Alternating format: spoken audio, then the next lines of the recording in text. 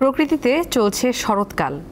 এই ঋতুতেও কখনো ঝুম বৃষ্টি, আবার কখনো ঝিরিঝিরি বৃষ্টি। আবহাওয়াবিদরা বলছেন, মৌসুমি বায়ুর প্রভাবে এই অবস্থা তৈরি হয়েছে। জলবায়ু পরিবর্তনের কারণে বিক্ষিপ্তভাবে বিভিন্ন জায়গায় মেঘের বলয় সৃষ্টি হয়ে হঠাৎ বৃষ্টি নামছে।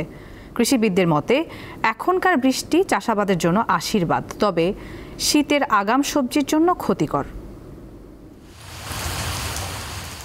কয়েকদিন ধরে রাজধানী সহ সারা দেশে থেমে থেমে বৃষ্টি হচ্ছে, আবার কখনো রোদ।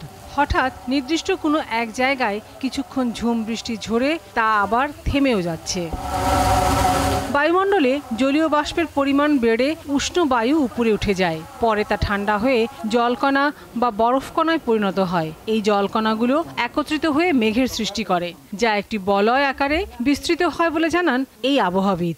বৃষ্টি বলয় মানে কি, একটা লাইনের মতো থাকবে, চক্রাকারে থাকবে। আর সবসময় তো চক্রাকারে থাকে না, একটা লাইন আকারে। ক্লাউড কখনো দেখবেন চক্রাকারে আসে না, লাইন দূরে আসতে থাকে। এখন যেটা বৃষ্টি হচ্ছে, সারাদিন বৃষ্টি হয় 13 মিলিমিটার বৃষ্টি হয়।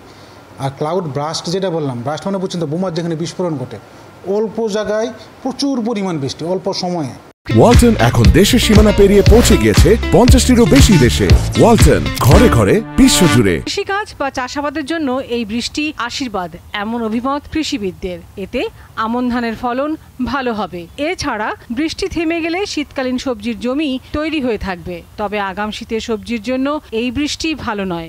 ঠিক এই সময় যদি বৃষ্টিপাত হয়, তাহলে ইরিগেশন কৃষককে দিতে হচ্ছে না, এবং আমন ধানের ফলন কিন্তু এবার অনেক বেশি হবে। যদি না হারভেস্টিংয়ের সময়, যেমন আরও 1 মাস পরে যখন হারভেস্টিং হবে, তখন যদি বৃষ্টিপাত কমে যায়, তাহলে কিন্তু খুব আশীর্বাদ আমাদের জন্য।